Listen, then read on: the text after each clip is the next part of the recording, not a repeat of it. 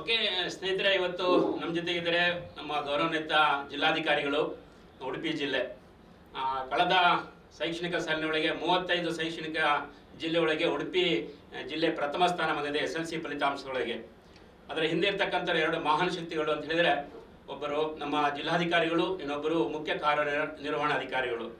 ಇವರಿಬ್ಬರು ಕೂಡ ನಮಗೆ ಈ ಫಲಿತಾಂಶ ಬರಲಿಕ್ಕೆ ಸಾಕಷ್ಟು ಬಾರಿ ನಮಗೆ ಸಲಹೆ ಸೂಚನೆಗಳನ್ನು ನೀಡಿ, ಮಾರ್ಗದರ್ಶನ ನೀಡಿ, ನಮಗೆ ಹೆಚ್ಚಿನ ಪ್ರೋತ್ಸಾಹವನ್ನು ನೀಡಿ, ಹಾಗೂ ನಮ್ಮಂಥ ಬ್ಯಾಕಿಂಗ್ ಫೋರ್ಸ್ ಅಂತ ಹೇಳ್ತೀವಲ್ಲ, ಆ ದಿಕ್ಕಿನೊಳಗೆ ಕೆಲಸ ಮಾಡಿರ್ತಕ್ಕಂಥವ್ರು. ಜೊತೆಗೆ ಮಾನ್ಯ ಜಿಲ್ಲಾಧಿಕಾರಿಗಳು ಹಲವು ಬಾರಿ ಹೇಳ್ತಾ ಇರ್ತಾರೆ, ಈ ವರ್ಷವೂ ಕೂಡ ನಾವು ಲಾಸ್ಟ್ ಇಯರ್ ಏನೋ ನಮ್ದು ರ್ಯಾಂಕಿಂಗ್ ಇದೆಯೋ ಮೊದಲ ಸ್ಥಾನ ಅದು ಉಳಿಸ್ಕೊಬೇಕು, ನಿನ್ನಷ್ಟು ಗುಣಾತ್ಮಕವಾಗಿ ಫಲಿತಾಂಶವನ್ನು ಪಡೀಲಿಕ್ಕೆ ಏನೆಲ್ಲ ಮಾಡ್ಲಿಕ್ಕೆ ಸಾಧ್ಯ ಅಂತಕ್ಕಂಥ ಪ್ರಾರಂಭದಲ್ಲೂ ಕೂಡ ನಮಗೆ ಸಲಹೆ ಸೂಚನೆ ಮಾರ್ಗದರ್ಶನ ನೀಡಿರ್ತಕ್ಕಂಥವ್ರು. ಹಾಗೂ ಮುಖ್ಯ ಶಿಕ್ಷಕರು, ಸಹ ಶಿಕ್ಷಕರು ಒಂದಿಗೆ ಸಾಕಷ್ಟು ಬಾರಿ ಸಭೆಯನ್ನು ನಡೆಸಿರ್ತಕ್ಕಂಥವ್ರು. ಹಾಗೆ ಇವತ್ತು ಅಂತಿಮ ಹಂತದಲ್ಲಿದ್ದೀವಿ ನಾವು. ಸೊ ಈ ದಿಸೆಯೊಳಗೆ ಮಕ್ಕಳಿಗೆ ಒಂದಿಷ್ಟು ಏನು ಪ್ರೇರಣಾದಾಯಕ ಮಾತುಗಳನ್ನಾಡಲಿಕ್ಕೆ, ತಮ್ಮ ಅನುಭವಗಳನ್ನು ಹಂಚಿಕೊಳ್ಳಲಿಕ್ಕೆ, ಸೊ ಅವರನ್ನು ಮೋಟಿವೇಟ್ ಮಾಡಲಿಕ್ಕೆ, ಹಾಗೂ ಅವರನ್ನು ವಿಶ್ ಮಾಡಲಿಕ್ಕೆ ಈ ದಿನ ಹೊತ್ತು ಸೇರಿಕೊಂಡಿದ್ವಿ.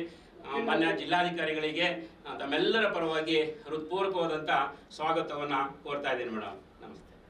ಹಾಗೆ ನಮ್ಮ ಕೇಂದ್ರದಲ್ಲಿ BO ಇದ್ದಾರೆ, ಎಲ್ಲ ಶಾಲೆಗಳ ಮುಖ್ಯ ಶಿಕ್ಷಕರು ಮತ್ತು ಸಹ ಶಿಕ್ಷಕರಿದ್ದೀರಿ, ನನ್ನ ಪ್ರೀತಿಯ ವಿದ್ಯಾರ್ಥಿನಿಯರಿದ್ದೀರಿ. ಸೊ ನಿಮ್ಮೆಲ್ಲರಿಗೂ ಕೂಡ ಈ ಒಂದು ಆನ್ಲೈನ್ ಕ್ಲಾಸಿಗೆ ಆತ್ಮೀಯವಾದಂಥ ಹೃತ್ಪೂರ್ವಕವಾದಂಥ ಸ್ವಾಗತವನ್ನು ಕೋರ್ತಾ ಇದ್ದೀನಿ ಮೇಡಮ್. ಇವತ್ತು ನಮ್ಮ ಜಿಲ್ಲೆಯ ಸುಮಾರು 272 ಶಾಲೆಗಳು, ಸುಮಾರು 13,978 ಮಕ್ಕಳು SLCಗೆ ಹೋಗ್ತಾ ಇದ್ದಾರೆ. ಸೊ ಅವರು ಈಗ ಅಂತಿಮ ಹಂತದಲ್ಲಿದ್ದಾರೆ, ಸಾಕಷ್ಟು ತಯಾರಿ ಸಿದ್ಧತೆಗಳನ್ನು ಮಾಡ್ಕೊಂಡಿದ್ದಾರೆ. ಸೊ ಅವ್ರ ಜೊತೆಗೆ ತಮ್ಮ ಅನುಭವಗಳನ್ನು ಹಂಚಿಕೊಳ್ಳೋದ್ರ ಜೊತೆಗೆ ಈ ಅಂತಿಮ ಹಂತದೊಳಗೆ ಕೊನೆ ಕ್ಷಣದ ತಯಾರಿ ಅಂತ ಹೇಳ್ತೀವಲ್ಲ, ಸೊ ಅದಕ್ಕೆ ಹೇಗೆ ಮಾಡ್ಕೊಳ್ಳಿಕ್ಕೆ ಸಾಧ್ಯ, ತಮ್ಮ ಅನುಭವಗಳನ್ನು ಹಂಚಿಕೊಳ್ಳೋದ್ರ ಜೊತೆಗೆ ಒಂದಿಷ್ಟು ಸಲಹೆ ಮಾರ್ಗದರ್ಶನ ಕೊಡಬೇಕಾಗಿ ತಮ್ಮಲ್ಲಿ ಕೇಳ್ಕೊಡ್ತಾ ಇದ್ದೀವಿ ಮೇಡಮ್. ಥ್ಯಾಂಕ್ ಯು DDP ಅವರೇ. ಎಲ್ರಿಗೂ ನಮಸ್ಕಾರ. ಮಕ್ಕಳೇ ನಮಸ್ಕಾರ. ಮಕ್ಕಳೇ, ಮೊದಲಿಗೆ ನಿಮಗೆ ಎಲ್ಲರಿಗೂ ಕೂಡ ಅಭಿನಂದನೆಗಳು. ಎಲ್ಲರೂ ಕೂಡ ಒಂದು ಗಟ್ಟಿ ಚಪ್ಪಾಳೆಯನ್ನ ತಟ್ಟಬೇಕೀಗ. ಎಲ್ಲರೂ ಕೂಡ SSLCಗೆ ಬಂದಿದ್ದೀರಾ. SSLCಗೆ ಬರುವುದೇ ಒಂದು ದೊಡ್ಡ ಸಾಧನೆ. ಗ್ರಾಮೀಣ ಭಾಗದ ಮಕ್ಕಳು 10ನೇ ಕ್ಲಾಸಿಗೆ ಬರುವಂಥದ್ದು ಕೂಡ. ಆದರೂ ಕೂಡ ತಾವೆಲ್ಲರೂ ಕೂಡ ಚೆನ್ನಾಗಿ ಓದಿ ಈಗ 10ನೇ ತರಗತಿಯ ಪರೀಕ್ಷೆಯನ್ನು ಬರೆಯುವುದಕ್ಕೆ ಸಿದ್ಧರಾಗಿದ್ದೀರಾ. ತಮ್ಗೆಲ್ರಿಗೂ ಅಭಿನಂದನೆಗಳು. ಒಂದು ಕ್ಲಾಪ್ ಕೊಡಿ ನೋಡೋಣ. Very good, very good, very good. Okay,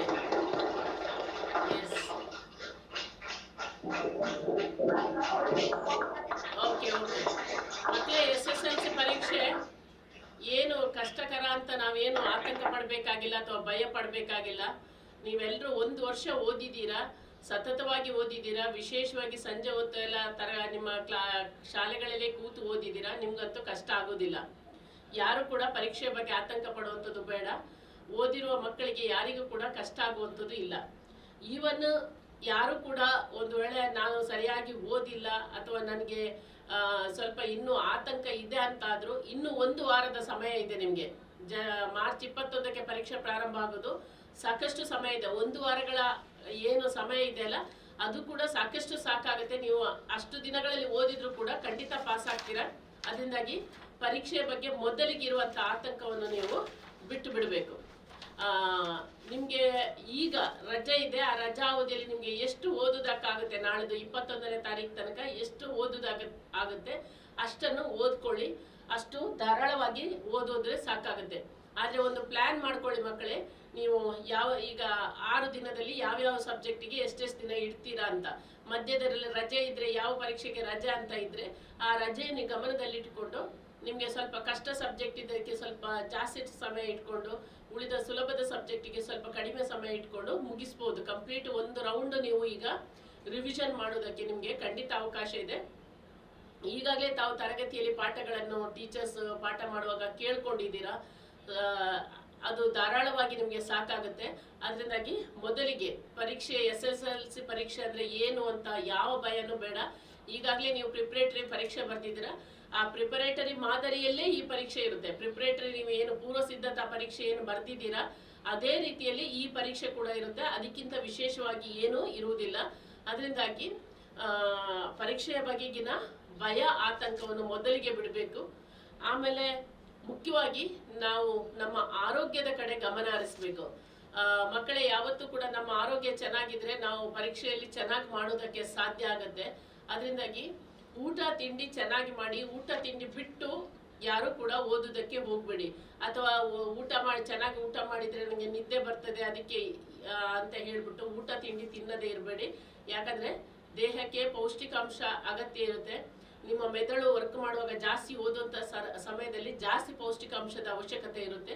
ಅದರಿಂದಾಗಿ ಚೆನ್ನಾಗಿ ಊಟ ತಿಂಡಿ ಮಾಡ್ಕೋಬೇಕು. ಆಮೇಲೆ ಚೆನ್ನಾಗಿ ನೀರು ಕುಡಿಬೇಕು. ಚೆನ್ನಾಗಿ ನೀರು ಕುಡಿಯುವಂಥದ್ದನ್ನು ರೂಢಿ ಮಾಡ್ಕೊಳ್ಳಿ. ಈಗ ಬೇಸಿಗೆ ಇದೆ, ತುಂಬಾ ಡಿಹೈಡ್ರೇಷನ್ ಆಗುತ್ತೆ. ಆ ಕಾರಣಕ್ಕೋಸ್ಕರ ಮನೆಯಲ್ಲಿ ಏನಾದರೂ ಬೇರೆ ಲಿಂಬೆಹಣ್ಣಿನ ಜ್ಯೂಸ್ ಇರ್ಬೋದು ಅಥವಾ ಮಜ್ಜಿಗೆ ಇರ್ಬೋದು, ಅದನ್ನು ಮಾಡಿಕೊಂಡು ಸ್ವಲ್ಪ ಮಾಡಿಕೊಡೋಕೆ ತಂದೆ ತಾಯಿಯರಿಗೆ ಹೇಳಿ ಅದನ್ನು ಕೂಡ ಕುಡಿಬೋದು. ಅದರ ಜೊತೆಗೆ ನೀರು ಕುಡಿಯೋದನ್ನು ಚೆನ್ನಾಗಿ ರೂಢಿ ಮಾಡ್ಕೊಳ್ಳಿ. ಅದು ತುಂಬಾ ಒಳ್ಳೆಯದು. ನಿಮಗೆ ಬಾಡಿ ರಿಲ್ಯಾಕ್ಸ್ ಮಾಡುತ್ತೆ ಮತ್ತು ನೀವು ಖುಷಿಯಾಗಿ ಇರುವುದಕ್ಕೆ ಸಹಕಾರಿ ಕೂಡ ಆಗುತ್ತೆ. ನಿಮಗೆ ಓದಿನ ಕಡೆ ಹೆಚ್ಚು ಕಾನ್ಸಂಟ್ರೇಟ್ ಮಾಡೋದಕ್ಕೆ ಸಾಧ್ಯ ಆಗುತ್ತೆ. ಅದರಿಂದಾಗಿ ಪರೀಕ್ಷೆಗೆ ಓದ್ತೇವೆ ಅಂತ ಹೇಳ್ಬಿಟ್ಟು ಇದರ ಕಡೆ ಯಾವುದೇ ಕಾರಣಕ್ಕೆ ನೀವು ಆರೋಗ್ಯದ ಕಡೆ ನೆಗ್ಲೆಕ್ಟ್ ಮಾಡಬೇಡಿ. ಇನ್ನೊಂದು ನಿಮಗೆ ಮುಖ್ಯವಾದ ನನ್ನ ಅಡ್ವೈಸ್ ಏನಂದ್ರೆ, ನಿದ್ದೆ ಚೆನ್ನಾಗಿ ಮಾಡುವಂಥದ್ದು. ಯಾವುದೇ ಕಾರಣಕ್ಕೆ ಯಾವ ಮಗು ಕೂಡ ಅಥವಾ ನೀವುಗಳು ವಿದ್ಯಾರ್ಥಿಗಳು ನಿದ್ದೆಗೆಟ್ಟು ಓದಬಾರ್ದು. ನೀವು ರಾತ್ರಿ ಸರಿಯಾದ ಸಮಯಕ್ಕೆ ಮಲಗುವಂಥದ್ದು. ನಿಮಗೆ ನಿದ್ದೆ ಯಾವಾಗ ಬರುತ್ತೆ, 9 ಗಂಟೆ 10 ಗಂಟೆ ನಿಮ್ಮ ರೂಢಿಯ ಟೈಮ್ ಏನಿದೆ ಆ ಟೈಮ್ಗೆ ನೀವು ಮಲಗಬೇಕು. ಬೆಳಿಗ್ಗೆ ನೀವು ರೆಗ್ಯುಲರ್ ಯಾವ ಟೈಮ್ಗೆ ಎದ್ದೇಳ್ತೀರಾ ಅದೇ ಟೈಮ್ಗೆ, ಅದು ಪರೀಕ್ಷಾ ದಿನಗಳಂದು ಕೂಡ ಅಷ್ಟೇ. ಬೇಗ ನಾನು ಇವತ್ತು ನಾಳೆ ಪರೀಕ್ಷೆ ಇದೆ, ಇವತ್ತು ಇಡೀ ರಾತ್ರಿ ಕೂತು ಓದ್ತೇನೆ ಅಂತ ಹೇಳಿದ್ರೆ ಆಗುದಿಲ್ಲ. ನಾಳೆ ಪರೀಕ್ಷೆಯ ಟೈಮಲ್ಲಿ ನಿದ್ದೆ ಬರ್ತದೆ, ಮತ್ತೆ ಮೆಮೊರಿ ಹೊರಟೋಗುತ್ತೆ. ನಮಗೆ ಬರೆಯೋದು ಸರಾಗವಾಗಿ ಬರೆಯುವುದಕ್ಕೆ ಸಾಧ್ಯ ಆಗುದಿಲ್ಲ. ಅದರಿಂದಾಗಿ ಯಾವುದೇ ಕಾರಣಕ್ಕೆ ನಿದ್ದೆಗೆಡುವಂಥದ್ದು ಮಾಡೋದಕ್ಕೆ ಹೋಗಬೇಡಿ. ನಿಮ್ಮ ತಂದೆ ತಾಯಿಯರು ನಿಮಗೆ ಓದೋದಕ್ಕೆ ತುಂಬಾ ಒತ್ತಡ ಹಾಕ್ಬೋದು. ಆ ಒತ್ತಡಕ್ಕೆ ನೀವು ಮಣಿಯುವಂಥದ್ದು ಬೇಡ. ಯಾಕಂದ್ರೆ ಮುಖ್ಯವಾಗಿ ಅವರಿಗೆ ಇರ್ತದೆ, ನನ್ನ ಮಗ ಚೆನ್ನಾಗಿ ಬರಬೇಕು, ನನ್ನ ಮಗಳು ಚೆನ್ನಾಗಿ ಪಾಸ್ ಆಗಬೇಕು ಅಂತ ಇರುತ್ತೆ. ಆದಾಗಿ ಅವರಿಗೆ ಹೇಳಿ, ನಾವು 100% ಪಾಸ್ ಆಗ್ತೇವೆ, ನಾವು ಏನು ಸಮಸ್ಯೆ ಇಲ್ಲ, ನನ್ನ ಬಗ್ಗೆ ಭರವಸೆ ಇಡಿ, ನಾನು ಚೆನ್ನಾಗಿ ಓದ್ತೇನೆ, ಚೆನ್ನಾಗಿ ಪರೀಕ್ಷೆ ಬರೀತೀನಿ ಅಂತ ನಿಮ್ಮ ತಂದೆ ತಾಯಿಯರಿಗೂ ಕೂಡ ಅಶೂರ್ ನೀವು ಮಾಡಿ. ಏನು ಸಮಸ್ಯೆ ಆಗೋದಿಲ್ಲ. ನಮ್ಮಲ್ಲಿ ಮುಖ್ಯವಾಗಿ ಮಕ್ಕಳಿಗೆ ಯಾವುದೇ ಒಂದು ಪರೀಕ್ಷೆ ಬರೆಯುವಾಗ ಅಥವಾ ಯಾವುದೇ ಒಂದು ನಾವು ಸ್ಪೋರ್ಟ್ಸ್ಗೆ ಹೋಗುವಾಗ ಅಥವಾ ಯಾವುದೇ ಕಾಂಪಿಟೇಷನ್ಗೆ ಹೋಗುವಾಗ ನಮ್ಮಲ್ಲಿ ಮುಖ್ಯವಾಗಿರ್ಬೇಕಾದ ಆತ್ಮವಿಶ್ವಾಸ ನಮ್ಮಲ್ಲಿ ಇದ್ರೆ ನಾವು 100% 100% ಸಕ್ಸಸ್ ಆಗುತ್ತೇವೆ. ಅದರಿಂದಾಗಿ ನಾನು ಮೊದಲೇ ಹೇಳಿದೆಲ್ಲ, ಆತಂಕ ಬೇಡ, ಭಯ ಬೇಡ, ಕಾನ್ಫಿಡೆನ್ಸ್ ನಮ್ಗೆ ಇರಬೇಕು. ಅದು ನಾನು ಓದಿಲ್ಲ ಅಂದ್ರೂ ನನಗೆ ಕಾನ್ಫಿಡೆನ್ಸ್ ಇರಬೇಕು. ನಾನು ಪರೀಕ್ಷೆಗೆ ಹೋಗ್ತೇನೆ, ನಾನು ಬರೀತೇನೆ, ನನಗೆ ಗೊತ್ತಿರುವಷ್ಟು ನಾನು ಬರೆದು ಬರ್ತೇನೆ, ನಾನು ಖಂಡಿತ ಪಾಸ್ ಆಗ್ತೇನೆ ಅನ್ನುವಂಥ ಕಾನ್ಫಿಡೆನ್ಸ್ ನಿಮಗೆ ಬೇಕು. ಓದಿಲ್ಲ ಅಂದ್ರೂ ಕೂಡ, ಓದಿಲ್ಲ ಅಂದ್ರೂ ಕೂಡ ಆ ಕಾನ್ಫಿಡೆನ್ಸ್ ನಮಗೆ ಬೇಕು. ಯಾಕಂದ್ರೆ ಅದು ನಿಮ್ಗೆ 100% ಸಕ್ಸಸ್ ಬರುತ್ತೆ. ನೀವು ಕೇಳಿರೋ ಪಾಠ ಇರುತ್ತಲ್ಲ ಟೀಚರ್ಸ್, ಅದನ್ನೇ ನೀವು ನೆನಪಿಸ್ಕೊಂಡು ಬರೆದು ಪಾಸ್ ಆಗುವ ಸಾಧ್ಯತೆ ಕೂಡ ಇರುತ್ತೆ. ಅದರಿಂದಾಗಿ ಆ ಕಾನ್ಫಿಡೆನ್ಸ್ ಮೊದಲಿಗೆ ನಮ್ಗೆ ಬೇಕಾಗುತ್ತೆ. ಒಂದು ಮಕ್ಕಳೇ, ನನ್ನ ಅಡ್ವೈಸ್ ನಿಮ್ಗೆ ಇನ್ನೊಂದು ಏನಂದ್ರೆ, ಯಾರು ಕೂಡ ಪರೀಕ್ಷೆಗೆ ಆಬ್ಸೆಂಟ್ ಆಗ್ಬಾರ್ದು. ಪರೀಕ್ಷೆ ನಾನು ಓದಿಲ್ಲ, ನನಗೆ ಕಷ್ಟ ಆಗುತ್ತೆ, ನಾನು ಇವತ್ತು ಹೋಗುದಿಲ್ಲ, ಮನೆಯಿಂದ ಹೊರಟು ಬರೋದು, ಶಾಲೆಗೆ ಪರೀಕ್ಷೆಗೆ ಬರದೇ ಇರುವಂಥದ್ದು ಅಥವಾ ತಪ್ಪಿಸ್ಕೊಳ್ಳುವಂಥದ್ದು, ಅದು ಯಾವುದು ಮಾಡೋಕೆ ಹೋಗ್ಬೇಡಿ. ದಯವಿಟ್ಟು ಎಲ್ಲರೂ ಕೂಡ ಪ್ರೆಸೆಂಟ್ ಆಗ್ಬೇಕು ಪರೀಕ್ಷೆಗೆ. ನೀವು ಎಷ್ಟು ಓದಿದ್ರೆ ಅಷ್ಟನ್ನು ಬಂದು ಬರೆಯಿರಿ. ಎಷ್ಟು ಓದಿದ್ರೆ ಅಷ್ಟು. ನೀವು ಯಾವತ್ತೂ ಕೂಡ ಇದು SSLC ಅನ್ನೋದು ಒಂದು ಸಣ್ಣ ಪರೀಕ್ಷೆ, ನೀವು ಅರ್ಥ ಮಾಡ್ಕೋಬೇಕದು. ನಾವು ಜೀವನದಲ್ಲಿ ಇನ್ನಷ್ಟು ಸಾಕಷ್ಟು ಮುಂದೆ ಹೋಗೋದಕ್ಕಿದೆ, ಸಾಕಷ್ಟು ಓದ್ಲಿಕ್ಕಿದೆ, ಮುಂದಕ್ಕೆ ಸಾಕಷ್ಟು ಜೀವನವನ್ನು ನೋಡ್ಕೊಳ್ಳೋದಕ್ಕಿದೆ, ಇನ್ನೂ ಜೀವನ ಅನ್ನೋದು ತುಂಬಾ ಇದೆ. ಅದರಿಂದಾಗಿ ಇದು ಸಣ್ಣ ಪರೀಕ್ಷೆ. ಅದರಿಂದಾಗಿ ಇದರ ಬಗ್ಗೆ ಏನು ಕೂಡ ಆತಂಕ ಬೇಡ. ಇದರಲ್ಲಿ ನಾನು ಪಾಸ್ ಆಗ್ತೇನೆ, ಫೇಲ್ ಆಗ್ತೇನೆ, ಇಲ್ಲ. ಫೇಲ್ ಆದ್ರೂ ಕೂಡ ನಾವು ಹೆದರುವಂತ ಅವಶ್ಯಕತೆ ಇಲ್ಲ. ನೆಕ್ಸ್ಟ್ ನಿಮ್ಗೆ ಇಮಿಡಿಯೇಟ್ ಸಪ್ಲಿಮೆಂಟರಿ ಪರೀಕ್ಷೆ ಇರುತ್ತೆ. ಯಾವ್ದಾದ್ರು ಒಂದು ಸಬ್ಜೆಕ್ಟ್ ಅಲ್ಲಿ ಹೋದ್ರೆ ಯಾರು ಆತಂಕ ಪಡಬೇಕಾಗಿಲ್ಲ. ಆ ಸಪ್ಲಿಮೆಂಟರಿ ಪರೀಕ್ಷೆಯನ್ನು ಬರೆದು ಪಾಸ್ ಮಾಡ್ಕೋಬಹುದು. ಅದರಿಂದಾಗಿ ಪರೀಕ್ಷೆಗೆ ತಪ್ಪಿಸ್ಕೊಳ್ಳೋಕೆ ಹೋಗ್ಬೇಡಿ. ನಾನು ಓದ್ಲಿಲ್ಲ, ಅದಕ್ಕೆ ಇವತ್ತು ಹೋಗೋದಿಲ್ಲ, ಅಥವಾ ಮನೆಯಲ್ಲಿ ಫಸ್ಟ್ ಕ್ಲಾಸ್ ಕೇಳಿದ್ದಾರೆ, ನನ್ಗಷ್ಟು ಬರುವುದಿಲ್ವೇನೋ, ಅದಕ್ಕೆ ತಪ್ಪಿಸ್ಕೊಳ್ತೀನಿ. ದಯವಿಟ್ಟು ಅಂಥದ್ದನ್ನು ಮಾಡೋದಕ್ಕೆ ಹೋಗ್ಬೇಡಿ. ಅದು ಇನ್ನಷ್ಟು ಆತಂಕಕ್ಕೆ ಕ್ರಿಯೇಟ್ ಆಗುತ್ತೆ, ಮನೆಯವರಿಗೂ ಆತಂಕ ಆಗುತ್ತೆ. ಅದರಿಂದಾಗಿ ನಿಮ್ಗೆ ಎಷ್ಟು ಗೊತ್ತಿದೆ ಅಷ್ಟು ಬರೀತೇನೆ ಅನ್ನೋ ಆತ್ಮವಿಶ್ವಾಸದಿಂದ ಪರೀಕ್ಷೆಗೆ ಬನ್ನಿ. ಯಾರು ಕೂಡ ಆಬ್ಸೆಂಟ್ ಆಗೋದು ಬೇಡ. 100% ನೀವು ಬಂದು ಎಲ್ಲರೂ ಕೂಡ ಪರೀಕ್ಷೆ ಬರೀಬೇಕು ಮಕ್ಕಳೇ. ಅದರ ಜೊತೆಗೆ ಒಂದು ವೇಳೆ ಏನಾದರೂ ಕಡಿಮೆ ಅಂಕ ಬರುತ್ತೆ ಅಂತ ನಿಮ್ಗೆ ಅನ್ನಿಸಿದ್ರೆ, ಯಾವುದೋ ಪರೀಕ್ಷೆ ಕಷ್ಟ ಇತ್ತು ಅಂತ ಹೇಳಿದ್ರೆ ಅದನ್ನ ಅಲ್ಲಿಗೆ ಮರ್ತು ಬಿಡಿ. ಇವತ್ತು ನಾನು ಮ್ಯಾಥ್ಸ್ ಪರೀಕ್ಷೆ ಬರ್ತಿದ್ದೇನೆ, ಕಷ್ಟ ಇದೆ, ನಾಳೆ ನಾನು ಪರೀಕ್ಷೆಗೆ ಹೋಗುದಿಲ್ಲ, ಇದ್ರಲ್ಲಿ ಏನ್ ರಿಸಲ್ಟ್ ಬರ್ತದೆ ಅಂತಲ್ಲ. ಇವತ್ತು ಆ ಪರೀಕ್ಷೆ ಹಾಲಿಂದ ಹೊರಗಡೆ ಬರುವ ತಕ್ಷಣ ಅದನ್ನು ಮರ್ತು ಬಿಡ್ಬೇಕು. ಅದು ಕಷ್ಟ ಇತ್ತೋ ಸುಲಭ ಇತ್ತೋ, ನೀವು ಚೆನ್ನಾಗಿ ಮಾಡಿದಿರೋ ಅದು ಬೇರೆ. ಅದನ್ನು ಕೂಡಲೇ ಮರ್ತು ಬಿಟ್ಟು ನಾಳೆ ಏನು ಪರೀಕ್ಷೆ ಇದೆ ಅಥವಾ ನಾಳೆದು ಏನು ಪರೀಕ್ಷೆ ಇದೆ ಅದಕ್ಕೆ ತಯಾರಿ ಮಾಡೋದಕ್ಕೆ ಶುರು ಮಾಡಿ. ಇದನ್ನು ಬಿಟ್ಟೇ ಬಿಡಿ, ಇದರ ಕಡೆ ಗಮನ ಹರಿಸ್ಬೇಡಿ, ಯಾರ ಹತ್ರನೂ ಡಿಸ್ಕಸ್ ಮಾಡೋಕ್ಕೆ ಹೋಗ್ಬೇಡಿ. ನಿಮ್ಮ ತಂದೆ ತಾಯಿರು ಕೇಳಿದ್ರೆ ಹೌದು ಸ್ವಲ್ಪ ಕಷ್ಟ ಇತ್ತು ಅಥವಾ ಚೆನ್ನಾಗಿ ಮಾಡಿದ್ದೀನಿ ಅಷ್ಟು ಹೇಳ್ಬಿಟ್ಟು ನೆಕ್ಸ್ಟ್ ಪರೀಕ್ಷೆ ಬಗ್ಗೆ ಓದೋದಕ್ಕೆ ಶುರು ಮಾಡಿ. ಅದರ ಬಗ್ಗೆ ಜಾಸ್ತಿ ತಲೆ ಕೆಡಿಸ್ಕೊಳ್ಳುವಂಥದ್ದು ಬೇಡ ಒಂದು ಪರೀಕ್ಷೆ ಕಷ್ಟ ಇದ್ರೆ. ಯಾಕಂದ್ರೆ ಉಳಿದ ಪರೀಕ್ಷೆಯಲ್ಲಿ ನೀವು ಇನ್ನೂ ಅಂಕಗಳನ್ನು ಜಾಸ್ತಿ ಸ್ಕೋರ್ ಮಾಡ್ಬೋದು, ಅಥವಾ ಅದು ನಿಮ್ಗೆ ಅದಕ್ಕೆ ನೀವು ಕಾನ್ಸಂಟ್ರೇಟ್ ಮಾಡಿದ್ರೆ ಅನುಕೂಲ ಆಗುತ್ತೆ. ಆಗಿರುವ ಬಗ್ಗೆ ನಾವು ಚಿಂತೆ ಮಾಡಬಾರ್ದು. ಯಾವತ್ತು ಫಾಸ್ಟ್ ಅನ್ನುವಂಥದ್ದು ಫಾಸ್ಟ್, ಅದು ಮುಗ್ದೋಯ್ತು, ನಿಮ್ಮ ಪರೀಕ್ಷೆ ಬರ್ದಿದ್ದೀರಾ, ಮುಗೀತು ಅಲ್ಲಿಗೆ. ನೆಕ್ಸ್ಟ್ ನಾವು ನಮ್ಮ ಫ್ಯೂಚರ್ ಏನಿದೆ, ನೆಕ್ಸ್ಟ್ ಏನಿದೆ ನಮ್ದು, ಅದರ ಬಗ್ಗೆ ನಾವು ಯೋಚನೆ ಮಾಡಬೇಕಾಗತ್ತೆ. ಅದರಿಂದಾಗಿ ಒಂದು ವೇಳೆ ಯಾವುದೇ ಪರೀಕ್ಷೆ ಕಷ್ಟ ಇದ್ರೆ ಆತಂಕ ಇಲ್ಲದೆ ಮುಂದಿನ ಪರೀಕ್ಷೆಗೆ ಕೂಡಲೇ ಸಿದ್ಧರಾಗಬೇಕಾಗತ್ತೆ ನಾವು ಅದರ ಬಗ್ಗೆ. ಅದರಿಂದಾಗಿ ಅದನ್ನೊಂದು ನೆನ್ಪಿಟ್ಕೊಳ್ಳಿ, ಗಮನದಲ್ಲಿಟ್ಕೊಳ್ಳಿ. ಅದ್ರ ಜೊತೆಯಲ್ಲಿ ಈಗಾಗಲೇ ನೀವು ಫ್ರೆಂಡ್ಸ್ ಎಲ್ಲ ಬಹುಶಃ ಒಟ್ಟಿಗೆ ಸೇರಿ ಓದುವವರು ಇರ್ತೀರ. ಕೆಲವರಿಗೆ ಗ್ರೂಪ್ ಸ್ಟಡಿ ಇಷ್ಟ ಇರುತ್ತೆ, ಗ್ರೂಪ್ ಸ್ಟಡಿಯಲ್ಲಿ ಚೆನ್ನಾಗಿ ಮಾತಾಡ್ಕೊಂಡು ಓದುವವರು ಇರ್ತೀರ. ಕೆಲವರು ಇಂಡಿವಿಜುವಲ್ ನೀವೇ ಓದುವವರು ಇರ್ತೀರ. ನೀವು ಒಬ್ಬರೇ ಕೂತ್ಕೊಂಡು ಓದಿದ್ರೆ ನಿಮ್ಗೆ ಹೆಚ್ಚು ಮನದಟ್ಟಾಗುತ್ತೆ. ಅದು ನೀವು ಹೇಗೆ ರೂಢಿಸ್ಕೊಂಡು ಬಂದಿದ್ದೀರಾ ಅದನ್ನು ಅದೇ ರೀತಿಯಲ್ಲಿ ಮುಂದುವರಿಸಿ. ಪರೀಕ್ಷೆ ತನಕನು ನೀವು ಗ್ರೂಪ್ ಸ್ಟಡಿ ಮಾಡ್ತಾ ನಿಮ್ಗೆ ಒಬ್ರಿಗೆ ಆಗಲ್ಲ ಅಂತ ಹೇಳಿದ್ರೆ ನೀವು ಫ್ರೆಂಡ್ಸ್ ಜೊತೆ ಕೂತು ಓದ್ಬೋದು. ಅಥವಾ ಇನ್ನು ಏನು ನೀವು ಒಬ್ಬರೇ ಓದ್ತೀರಾ ಅಂದ್ರೆ ಅದೇ ರೀತಿಯಲ್ಲಿ ಮುಂದುವರಿಸಿ. ಅದನ್ನು ಈಗ ಈ ಹಂತದಲ್ಲಿ ಚೇಂಜ್ ಮಾಡೋದಕ್ಕೆ ಹೋಗ್ಬೇಡಿ. ಮಕ್ಕಳೇ, ಇನ್ನೊಂದು ಮುಖ್ಯವಾದ ವಿಷಯ, ನೀವು ಮೊಬೈಲ್ ಅನ್ನು ಸ್ವಲ್ಪ ಪಕ್ಕಕ್ಕೆ ಇಟ್ಬಿಡಿ ಈ ಸಮಯದಲ್ಲಿ. ಇನ್ನು 1 ವಾರ ಅಷ್ಟೇ ಇರುವಂಥದ್ದು. ಮೊಬೈಲ್ ಕಡೆ ಜಾಸ್ತಿ ಗಮನ ಹರಿಸೋಕೆ ಹೋಗ್ಬೇಡಿ. ಅದು ನಮ್ಗೆ ಗೊತ್ತಿಲ್ಲದ ಹಾಗೆ ನಮ್ಮ ಟೈಮನ್ನು ತುಂಬಾ ಕಿಲ್ ಮಾಡ್ತಾ ಹೋಗ್ತದೆ, ನಮ್ಮ ಟೈಮನ್ನು ಜಾಸ್ತಿ ತಗೊಳ್ತದೆ. ನಾವು ಒಮ್ಮೆ ಮೊಬೈಲ್ ಇಟ್ಕೊಂಡ್ರೆ ಅದು ಗಂಟೆಗಟ್ಟಲೆ ಅದರಲ್ಲಿ ಹೋಗ್ತಾ ಇರ್ತದೆ, ಸ್ಕ್ರೋಲ್ ಮಾಡ್ಕೊಂಡು ಹೋಗ್ತಾನೆ ಇರ್ತೇವೆ. ಅದರಿಂದಾಗಿ ಅದರ ಕಡೆ ಜಾಸ್ತಿ ಗಮನ ಹರಿಸ್ಬೇಡಿ. ಹಂಗಾಗಿ ಅದನ್ನೊಂದು ತಾವು ಯಾವಾಗಲೂ ನೆನ್ಪಿಟ್ಕೊಳ್ಬೇಕಾಗತ್ತೆ. ಯಾಕಂದ್ರೆ ಮೊಬೈಲ್ ಆದಷ್ಟು ಅವಾಯ್ಡ್ ಮಾಡ್ಕೊಂಡು ಈ ಟೈಮಲ್ಲಿ ಹೋಗುವಂಥದ್ದು. ಮತ್ತೆ ತುಂಬಾ ಇದು ಟೂರ್ ಹೋಗುವಂಥದ್ದು ಅಥವಾ ಬೇರೆ ಜಾತ್ರೆಗಳಿಗೆ ಹೋಗುವಂಥದ್ದು ಅದನ್ನೆಲ್ಲ ಸ್ವಲ್ಪ ಅವಾಯ್ಡ್ ಮಾಡಿ. ಪರೀಕ್ಷೆ ಬಂದಿದೆ ಅಂತ ಹೋಗ್ಬಾರ್ದು ಅಂತಲ್ಲ, ಹೋಗಿ ಬರುವಾಗ ಅಲ್ಲಿ ಏನೋ ತಿಂಡಿ ತಿಂದು ನಮ್ಮ ಆರೋಗ್ಯದ ಬಗ್ಗೆ ಏನಾದರೂ ಅಜೀರ್ಣ ಆಯ್ತು, ಮತ್ತೇನೋ ಸಮಸ್ಯೆ ಆಯ್ತು, ಪರೀಕ್ಷೆಗೆ ಬರೆಯೋದಕ್ಕಾಗೋದಿಲ್ಲ. ಅಥವಾ ಟೂರ್ ಹೋದಾಗ ಏನಾದ್ರು ಸಮಸ್ಯೆ ಆದ್ರೆ ಮತ್ತೆ ನಮ್ಗೆ ಏನಾಗುತ್ತೆ, ಯಾವುದೇ ಟೂರ್ ಎಲ್ಲ ಹೋಗಿ ಬಂದಾಗ ತುಂಬಾ ಸುಸ್ತಾಗಿರುತ್ತೆ, ಬಂದು ನಮ್ಗೆ ಓದೋದಕ್ಕೆ ಸಾಧ್ಯ ಆಗೋದಿಲ್ಲ.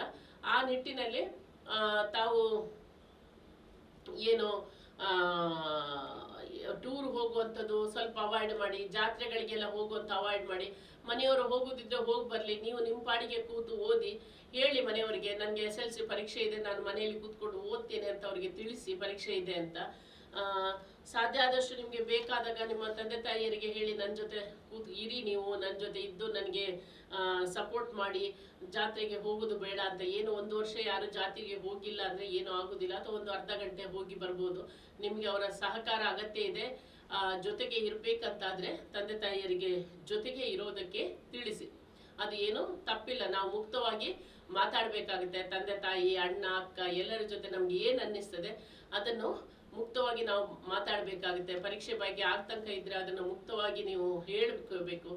ಇನ್ನು ಒಂದು, ನಿಮ್ಗೆ ಯಾರಿಗೂ ಹೇಳೋದಕ್ಕೆ ಆಗುದೇ ಇಲ್ಲ, ನಿಮ್ಗೆ ಸಾಧ್ಯನೇ ಇಲ್ಲ, ನಿಮ್ಮ ಮನಸ್ಸಲ್ಲಿ ಏನೇನೋ ಅನ್ನಿಸ್ತದೆ ಅಂತ ಹೇಳಿದ್ರೆ ಏನಿಲ್ಲ, ನಿಮ್ಮ ಒಂದು ರಫ್ ಪುಸ್ತಕ ತಗೊಳ್ಳಿ, ನಿಮ್ಗೆ ಏನ್ ಅನ್ನಿಸ್ತದೆ ಅದನ್ನು ಬರೆದು ಬಿಡಿ. ಒಂದು ಸಲ ನಿಮ್ಗೆ ಏನ್ ಅನ್ನಿಸ್ತದೆ ಅದನ್ನೊಂದು ಶೀಟ್ ತಗೊಂಡು ಬರೆದು ಬಿಡಿ. ಆಮೇಲೆ ಯಾರಿಗೆ ಓದೋಕೆ ಕೊಡ್ಬೇಡಿ, ಹರ್ದಾಕಿ, ಚೂರ್ ಚೂರ್ ಮಾಡಿ ಹರಿದು ಬಿಸಾಕಿ. ನಿಮ್ಗೆ ರಿಲ್ಯಾಕ್ಸ್ ಆಗುತ್ತೆ, ನಿಮ್ಮ ಫೀಲಿಂಗ್ಸ್ ಹೊರಗಡೆ ಬಂದ್ಬಿಡುತ್ತೆ. ನಿಮ್ಗೆ ಏನಾದ್ರೂ ಆತಂಕಗಳಿದ್ರೆ ಹೊರಟೋಗುತ್ತೆ. ಅದರಿಂದಾಗಿ ನಿಮ್ಗೆ ಏನಾದ್ರೂ ಅನ್ನಿಸಿದ್ರೆ ಅದನ್ನು ಬರೆದು ಬಿಡಿ, ತುಂಬಾ ರಿಲ್ಯಾಕ್ಸ್ ಆಗ್ಬಿಡುತ್ತೆ. ನಿಮ್ಗೆ ಯಾವುದೋ ಒಂದು ಸಬ್ಜೆಕ್ಟ್ ಅಥವಾ ಏನೋ ಒಂದು ಸರಿಯಾಗಿ ಅರ್ಥ ಆಗಿರುವುದಿಲ್ಲ, ಅಥವಾ ಆತಂಕ ಅನ್ನಿಸ್ತದೆ, ಏನೋ ಅನ್ನಿಸ್ತದೆ ನಿಮ್ಗೆ ಫೀಲಿಂಗ್ಸ್, ಅದನ್ನು ನೇರವಾಗಿ ಏನೇನು ಅನ್ನಿಸ್ತದೆ, ಏನೇನು ಆಗ್ತದೆ ಎಲ್ಲವನ್ನು ಒಂದು ಶೀಟ್ ತಗೊಂಡು ಬರೀರಿ. ಬರೆದು ಆಮೇಲೆ ಅದನ್ನು ಏನು ಇದ್ ಮಾಡ್ಬೇಡಿ, ಹರಿದು ಬಿಸಾಕ್ಬಿಡಿ. ನಿಮ್ಗೆ ಇನ್ನೂ ಏನಾದ್ರೂ ಪರೀಕ್ಷೆ ಬಗ್ಗೆ ಸ್ವಲ್ಪ ಆತಂಕ ಏನಾದ್ರೂ ಇದ್ರೆ ಅಥವಾ ಭಯ ಏನಾದ್ರೆ ಟೀಚರ್ಸ್ ಹತ್ರ ಮಾತಾಡಿ ಬಂದು. ಟೀಚರ್ಸ್ ಮುಕ್ತವಾಗಿ ನಿಮ್ಮ ಜೊತೆ ವ್ಯವಹರಿಸ್ತಾರೆ. ನಿಮ್ಗೆ ಮನೆಯಲ್ಲಿ ತಂದೆ ತಾಯಿ ಹತ್ರ ಹೇಳ್ಕೊಳ್ಳೋದಕ್ಕೆ ಆಗುದಿಲ್ಲ ಅಂತ ಅನ್ನಿಸಿದ್ರೆ ಟೀಚರ್ಸ್ ಹತ್ರ ಹೇಳಿ. ಒಟ್ಟಾರೆಯಾಗಿ ನಮ್ಮ ಉದ್ದೇಶ ಏನಂದ್ರೆ ಎಲ್ಲ ಮಕ್ಕಳು ಪಾಸ್ ಆಗಬೇಕು ಅನ್ನೋಂಥದ್ದು, ಎಲ್ಲ ಮಕ್ಕಳು ಒಳ್ಳೆ ರಿಸಲ್ಟ್ ತಗೊಳ್ಬೇಕು ಅನ್ನೋಂಥದ್ದು. ಯಾಕಂದ್ರೆ ಮುಂದಕ್ಕೆ ನಿಮ್ಮ ಭವಿಷ್ಯ ಒಳ್ಳೇದಾಗಬೇಕು. ನೀವು PUಗೆ ಜಾಯಿನ್ ಆಗಬೇಕು, ಅದೇ ರೀತಿಯಲ್ಲಿ ಒಳ್ಳೆಯ ಅಂಕಗಳಿದ್ದಾಗ ಒಳ್ಳೆ ಕಾಲೇಜಿಗೆ ಜಾಯಿನ್ ಆಗೋದಕ್ಕೆ ಸಾಧ್ಯ ಆಗುತ್ತೆ. ಅದರಿಂದಾಗಿ ಒಳ್ಳೆ ಒಂದು ರಿಸಲ್ಟ್ ಅನ್ನು ಜಿಲ್ಲೆಗೆ ತರಬೇಕು ಅನ್ನುವಂಥದ್ದು ಮುಖ್ಯ ಉದ್ದೇಶ ಇರುವಂಥದ್ದು. ಅದಕ್ಕೆ ಸಾಕಷ್ಟು ತಯಾರಿಗಳನ್ನು ನಿಮ್ಮ ಟೀಚರ್ಸ್ ಈಗಾಗಲೇ ನಿಮ್ಮಿಂದ ಮಾಡಿಸಿದ್ದಾರೆ. ಸಾಕಷ್ಟು ಎಕ್ಸಸೈಸ್ ಅನ್ನು ಅವರಿಗೆ ಕೊಟ್ಟಿದ್ದೆವು ನಾವು, ಹಿಂದೆ ಸರ್ಕಾರನೇ ಕೊಟ್ಟಿದೆ. ಅವರು ಗ್ರೂಪ್ ಸ್ಟಡಿ ಮಾಡಿಸೋದು, ನಿಮ್ಮನ್ನು ಓದಿಸೋದು, ಬೆಳಿಗ್ಗೆ ಬೇಗ ಎದ್ದು ಕ್ಲಾಸಿಗೆ ಏನೋ ಮೊಬೈಲ್ ಕಾಲ್ ಕೊಟ್ಟು ನಿಮಗೆ ಬೆಳಿಗ್ಗೆ ಬೇಗ ಎಬ್ಬಿಸೋದು, ಅದೇ ರೀತಿಯಲ್ಲಿ ಏನು 1-to-1 ಸ್ಟೂಡೆಂಟ್ಸ್ ಅನ್ನು ಓದೋಕೆ ಕೂರಿಸುವಂಥದ್ದು, ಈ ರೀತಿ ಸಾಕಷ್ಟು ನಿಮ್ಗೆ ಎಕ್ಸಸೈಸ್ ಅನ್ನು ಕೊಟ್ಟಿದ್ದಾರೆ. ಅಂದ್ರೆ ನಿಮ್ಗೆ ಸಾಕಷ್ಟು ಚಟುವಟಿಕೆಗಳನ್ನು ಮಾಡಿಸಿದ್ದಾರೆ. ಸಾಕಷ್ಟು ಪರೀಕ್ಷೆಗಳನ್ನು ಕೂಡ ಮಾಡಿದ್ದಾರೆ. DDP ಅವರು ಪ್ರಿಪರೇಟರಿ ಜಿಲ್ಲಾ ಮಟ್ಟದ ಪ್ರಿಪರೇಟರಿ ಪರೀಕ್ಷೆಯನ್ನು ಕೂಡ ಮಾಡಿಸಿದ್ರು. ಮಾಕ್ ಪರೀಕ್ಷೆಯನ್ನು ಮಾಡಿದ್ರು. ಅಂದ್ರೆ ಅಣಕು ಪರೀಕ್ಷೆ ಅಂತ ನಾವು ಏನು ಹೇಳ್ತೇವೆ, ಆಸ್ ಇಟ್ ಈಸ್ ನಿಮ್ಮ ಮೇನ್ ಎಕ್ಸಾಮ್ ತರನೇ ಅದನ್ನು ಗಮನದಲ್ಲಿಟ್ಕೊಂಡು ಮಾಕ್ ಎಕ್ಸಾಮ್ ಮಾಡಿಸಿದ್ದಾರೆ. ಅದರಿಂದಾಗಿ ಇದೆಲ್ಲದರ ಒಂದು ಫಲಿತಾಂಶ ನಮಗೆ ಫೈನಲ್ ಎಕ್ಸಾಮ್ ಅಲ್ಲಿ ಸಿಗುವಂಥದ್ದು. ಅದರಿಂದಾಗಿ ಸಾಕಷ್ಟು ಈಗಾಗಲೇ ತಾವುಗಳು ತಯಾರಿ ಮಾಡಿದ್ದೀರಾ, ಬೇಕಾದಷ್ಟು ಓದ್ಕೊಂಡಿದ್ದೀರಾ. ಅದರಿಂದಾಗಿ ಯಾರು ಕೂಡ ಆತಂಕ ಪಡಬೇಕಾದ ಅವಶ್ಯಕತೆ ಅಂತೂ ಇಲ್ಲ. ನಿಮ್ಗೆ ಖಂಡಿತ ಆತಂಕ ಇದ್ರೆ ನೀವು ನಿಮ್ಮ ಟೀಚರ್ಸ್ಗೆ ಅಥವಾ ತಂದೆ ತಾಯಿಯರಿಗೆ ಅಥವಾ ನಿಮ್ಮ BO ಅವರಿಗೆ ಯಾರಿಗಾದ್ರೂ ನಿಮ್ಗೆ ಸಾಕಷ್ಟು ಫೋನ್ ನಂಬರ್ಸ್ ಕೊಟ್ಟಿದ್ದಾರೆ. DDP ಯಾರಿಗಾದ್ರೂ ಒಬ್ಬರಿಗೆ ಹೇಳಿ. ಅದನ್ನು ಯಾವತ್ತೂ ಕೂಡ ನಾವು ನಮ್ಮ ಏನು ಬದುಕಿನಿಂದ ತಪ್ಪಿಸ್ಕೊಂಡು ಹೋಗೋದಕ್ಕಾಗೋದಿಲ್ಲ. ನಾವೆಲ್ಲ ಇದು ಫೇಸ್ ಮಾಡಬೇಕಾದ್ದು. ನಾವೆಲ್ಲರೂ ಫೇಸ್ ಮಾಡಿಕೊಂಡು ನಿಮ್ಮ ಹಾಗೆ ಬಂದಿರುವವರು ಯಾವುದೂ ಕೂಡ ಕಷ್ಟ ಅಂತ ಅನ್ಸಲ್ಲ. ಮತ್ತೆ ನಿಮ್ಗೆ ನಾಳೆ ಪರೀಕ್ಷೆ ಮುಗಿದ ನಂತರ ಅನ್ನಿಸ್ತದೆ ಇಷ್ಟೇನಾ SSLC ನಾನು ಈಸಿಯಾಗಿ ಮುಗಿಸ್ಬಿಟ್ಟೆ ಅಂತ ಅನ್ನಿಸ್ಬಿಡ್ತದೆ ಪರೀಕ್ಷೆ ಮುಗಿದ ತಕ್ಷಣ. ಹಂಗಾಗಿ ಎಲ್ರು ಕೂಡ ನಾವು ಇದನ್ನು ಎದುರಿಸಲೇಬೇಕಾಗುತ್ತೆ. ಯಾಕಂದ್ರೆ ನಮ್ಮ ಮುಂದಿನ ಒಳ್ಳೆಯ ಭವಿಷ್ಯಕ್ಕಾಗಿ ನಾವು ಇದನ್ನು ಎದುರಿಸಬೇಕಾಗುತ್ತೆ. ಅದರಿಂದಾಗಿ ಎಲ್ರು ಚೆನ್ನಾಗಿ ಓದಿ ಚೆನ್ನಾಗಿ ಪರೀಕ್ಷೆ ಬರೆಯಿರಿ. ಪರೀಕ್ಷೆ ಬರೆಯುವಾಗ್ಲೂ ಕೂಡ ಯೋಚನೆ ಮಾಡಿ ಯಾವ ಉತ್ತರವನ್ನು ಹೇಗೆ ಬರೀಬೇಕು ಅಂತ ಅರ್ಥ ಮಾಡಿಕೊಂಡು ತಪ್ಪಿಲ್ಲದ ರೀತಿಯಲ್ಲಿ ಒಂದು ಶುದ್ಧವಾದ ಹ್ಯಾಂಡ್ ರೈಟಿಂಗ್ ನೀಟಾಗಿ ಇರುವ ರೀತಿಯಲ್ಲಿ ಬರೆಯಿರಿ. ನಿಮ್ಗೆ ಏನು ಗೊತ್ತಿದೆ ಅದನ್ನ ಪ್ರಶ್ನೆಗಳಿಗೆ ಏನು ಗೊತ್ತಿದೆ ಅಷ್ಟನ್ನು ಬರೆಯಿರಿ. ಪೂರ್ತಿ ಚೆನ್ನಾಗೇ ಗೊತ್ತಿರಬೇಕು ಇದಕ್ಕೆ ಅಂತ ಬಿಡಬೇಡಿ. ಕ್ವಶನ್ಸ್ ಅನ್ನು ನಿಮ್ಗೆ ಗೊತ್ತಿರುವಷ್ಟು ಬರೀರಿ. ಆ ಪ್ರಶ್ನೆಗೆ ನಿಮ್ಗೆ ಎಷ್ಟು ಗೊತ್ತಿದೆ ಅಷ್ಟನ್ನು ಮಾತ್ರ ಬರೆಯೋಕೆ ಹೋಗಿ. ಪ್ರಶ್ನೆಗಳನ್ನು ಬಿಡೋಕೆ ಹೋಗ್ಬೇಡಿ. ಎಲ್ಲ ಪ್ರಶ್ನೆಗಳನ್ನು ಆನ್ಸರ್ ಮಾಡಿ. ಆ ಪ್ರಶ್ನೆಗಳಿಗೆ ಗೊತ್ತಿರುವಷ್ಟು ನಿಮ್ಗೆ 2 ಮಾರ್ಕ್ಸ್ಗೆ ಬರೀಲಿಕ್ಕೆ ಆಗ್ಲಿಲ್ಲ ಅಂದ್ರೆ 1 ಮಾರ್ಕ್ಸ್ಗೆ ಬರೀರಿ, ಅರ್ಧ ಮಾರ್ಕ್ಸ್ಗೆ ಬರೀರಿ, ಎಷ್ಟಾಗುತ್ತೆ ಅಷ್ಟನ್ನು ಬರೀರಿ. ಅದರಿಂದಾಗಿ ಅದನ್ನು ಗಮನದಲ್ಲಿಟ್ಕೊಂಡು ಬರೀರಿ. ಈಗ ಕ್ವಶನ್ ಪೇಪರ್ ಕೂಡ ಇದು ತುಂಬಾ ಈಸಿ ಇದೆ. ಒಂದಷ್ಟು ನಿಮ್ಗೆ ಏನು 1 ಮಾರ್ಕ್ಸ್ ಕ್ವಶನ್ಸ್ ಇರುತ್ತೆ, ಚಾಯ್ಸ್ 2 ಮಾರ್ಕ್ಸ್ 3 ಮಾರ್ಕ್ಸ್ ಕ್ವಶನ್ಸ್ ಎಲ್ಲವೂ ಕೂಡ ಇರುವುದರಿಂದಾಗಿ ಎಕ್ಸಾಮ್ಸ್ ತುಂಬಾ ಈಸಿ ಇರುತ್ತೆ. ನಿಮ್ಗೆ ಅಷ್ಟಕ್ಕೆ ಬರೆಯುವುದಕ್ಕೆ ಏನು ಕಷ್ಟ ಆಗೋದಿಲ್ಲ. ಮಕ್ಕಳೇ, ನಾನು SSLC ಓದುವಾಗ ನನ್ನ ಬಗ್ಗೆ ಹೇಳೋದಿದ್ರೆ ನಾನು ಒಂದು 5-5.5 ಕಿಲೋಮೀಟರ್ ನಾನು ಬೆಳಿಗ್ಗೆ ಮತ್ತು ಸಂಜೆ ನಡೀತಾ ಇದ್ದೆ. ಒಟ್ಟು ಒಂದು 10ರಿಂದ 11 ಕಿಲೋಮೀಟರ್ ನಡೆದು ಹೋಗ್ತಾ ಇದ್ದೆ ನನ್ನ ಶಾಲೆಗೆ. ಹರೇಕಳ ಅನ್ನುವಂಥ ಒಂದು ಶ್ರೀರಾಮಕೃಷ್ಣ ಪ್ರೌಢಶಾಲೆ, ಕನ್ನಡ ಮಾಧ್ಯಮದ ಶಾಲೆ ಅದು. ಅಲ್ಲಿಗೆ ನಾನು ನಡ್ಕೊಂಡೇ ಹೋಗ್ತಾ ಇದ್ದೆ, ಬೆಟ್ಟ ಗುಡ್ಡಗಳನ್ನ ಹತ್ತಿ ಇಳಿದೆಲ್ಲ. ಬಟ್ ನಮ್ದು ಪರೀಕ್ಷೆ ಇದ್ದದ್ದು ಆ ಶಾಲೆಯಲ್ಲಿ ನಮ್ಗೆ ಪರೀಕ್ಷೆ ಇರಲಿಲ್ಲ. ಮಂಗಳೂರಿಗೆ ಬರಬೇಕಿತ್ತು. ಹಳ್ಳಿಯಿಂದ 25 ಕಿಲೋಮೀಟರ್ ದಾಟಿ ನಾವು ಮಂಗಳೂರಿಗೆ ಪರೀಕ್ಷಾ ಕೇಂದ್ರಕ್ಕೆ ಬರಬೇಕಿತ್ತು. ಗಣಪತಿ ಹೈಸ್ಕೂಲ್ ಅಂತ ನೀವು ಕೇಳಿರ್ಬೋದು, ಮಂಗಳೂರಲ್ಲಿ ತುಂಬಾ ಫೇಮಸ್. ಎಲ್ಲ ಗ್ರಾಮೀಣ ಭಾಗದ ಮಕ್ಕಳು ಆ ಹೈಸ್ಕೂಲ್ಗೆ ಬರಬೇಕಿತ್ತು. ಸುತ್ತಮುತ್ತಲ ಸುಮಾರು ಶಾಲೆಗಳ ಮಕ್ಕಳು ಅಲ್ಲಿಗೆ ಪರೀಕ್ಷೆಗೆ ಬರ್ತಾ ಇದ್ರು. ಮಂಗಳೂರಿಗೆ ಬಂದು ಪರೀಕ್ಷೆ ಬರೀಬೇಕಿತ್ತು. ಬಟ್ ಈಗ ನಿಮ್ಗೆ ಸಾಧಾರಣ ಹತ್ತಿರನೇ ಇದೆ, ತುಂಬಾ ದೂರ ಹೋಗುವಂಥದ್ದು ಇರುವುದಿಲ್ಲ, ಸ್ವಲ್ಪ ಹತ್ತಿರದಲ್ಲೇ ಇದೆ. ನಮ್ಗೆ ಬೆಳಿಗ್ಗೆ ಎದ್ದು ಆ 25 ಬಸ್ ಕೂಡ ನಮ್ಮ ಹಳ್ಳಿಗೆ ವೆರಿ ಲಿಮಿಟೆಡ್ ಬಸ್ಸಸ್ ಇದ್ದದ್ದು. ಆ ಒಂದು ಬಸ್ ಮಿಸ್ ಆದ್ರೆ ನಮಗೆ ಹೋಗೋದಕ್ಕೆ ಕಷ್ಟ ಆಗ್ತಿತ್ತು. ಆ ಬಸ್ಸಲ್ಲೇ ನಾವು ಬಸ್ಸಿಗೆ ಬೆಳಿಗ್ಗೆ ಬೇಗ 7 ಗಂಟೆಗೆ ಎದ್ದು ಹೋಗಿ ಬಸ್ಸನ್ನು ಹಿಡಿದು ಮಂಗಳೂರಿಗೆ ಹೋಗಿ, ಮಂಗಳೂರಿಂದ ಮತ್ತೆ ಅಲ್ಲಿಗೆ ಆ ಶಾಲೆಗೆ ಹೋಗಿ ಬಸ್ ಹಿಡಿದು ಅಲ್ಲಿಂದ ಶಾಲೆಗೆ ಹೋಗಿ ಅಲ್ಲಿ ಪರೀಕ್ಷೆ ಬರೆದು ನಂತರ ವಾಪಸ್ ಸಂಜೆ ಬಂದು ಮರುದಿನದ ಪರೀಕ್ಷೆಗೆ ತಯಾರಿ ಆಗ್ಬೇಕಾಗ್ತಾ ಇತ್ತು.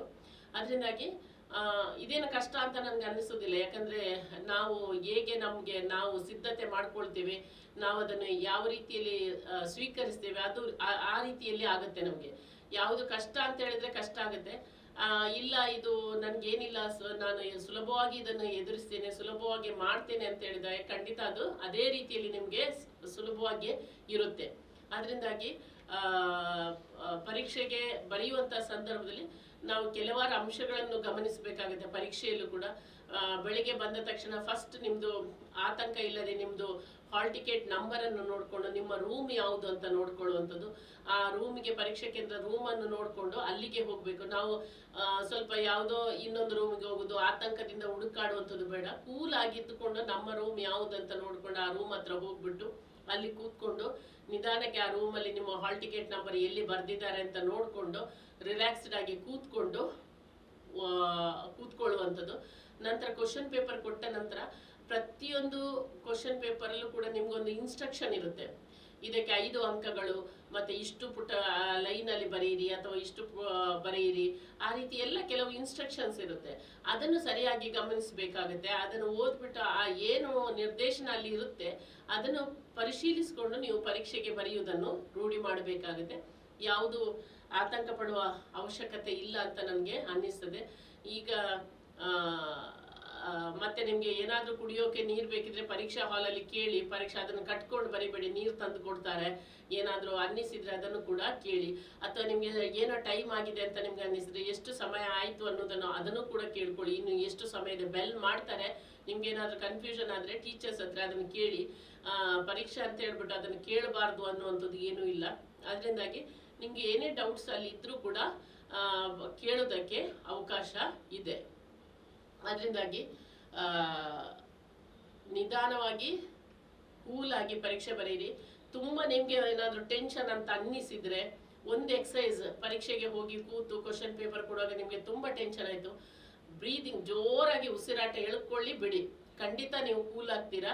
ನಿಮ್ಗೆ ಎಲ್ಲ ಕೂಡ ನೆನಪಿಲ್ಲ ಅಂತ ನಿಮ್ಗೆ ಅನ್ನಿಸಿದ್ರು ಅದು ಮೆಮೊರಿಗೆ ಬಂದ್ಬಿಡುತ್ತೆ. ಒಂದು ದೀರ್ಘವಾದ ಉಸಿರಾಟವನ್ನು ಒಂದು 2-3 ಸಲ ತಗೊಂಡು ಬಿಡಿ. ಬ್ರೀದಿಂಗ್ ಎಕ್ಸಸೈಸ್ ತುಂಬ ಒಳ್ಳೆಯದು. ಆ ಪರೀಕ್ಷೆಯಲ್ಲಿ ತೀರಾ ಆತಂಕ ಆಗ್ಬಿಟ್ಟು ನಿಮಗೆ ಏನೋ ಬರೆಯೋದಕ್ಕಾಗೋದಿಲ್ಲ ಅಂತ ಹೇಳಿದ್ರೆ ಆ ಒಂದು ಎಕ್ಸಸೈಸ್ ಅನ್ನು ಮಾಡಿ. ನಾನು ಯಾವತ್ತೂ ಪರೀಕ್ಷೆಗಳಿಗೆ ಅದನ್ನು ಮಾಡ್ತಾ ಇದ್ದೆ. ನನಗೆ ಯಾರೋ ಒಬ್ರು ಹೇಳಿದ್ರು ಅದನ್ನು, ಈ ರೀತಿ ಮಾಡ್ಕೊಳ್ಳಿ ಪರೀಕ್ಷೆ ಬರೆಯುವ ಮೊದಲು, ನಿಮ್ಗೆ ಎಲ್ಲವೂ ಕೂಡ ನೆನಪು ಇದಾಗುತ್ತೆ, ಸಲೀಸಾಗಿ ಪರೀಕ್ಷೆ ಬರೆಯೋದಕ್ಕೆ ಸಾಧ್ಯ ಆಗುತ್ತೆ ಅಂತ.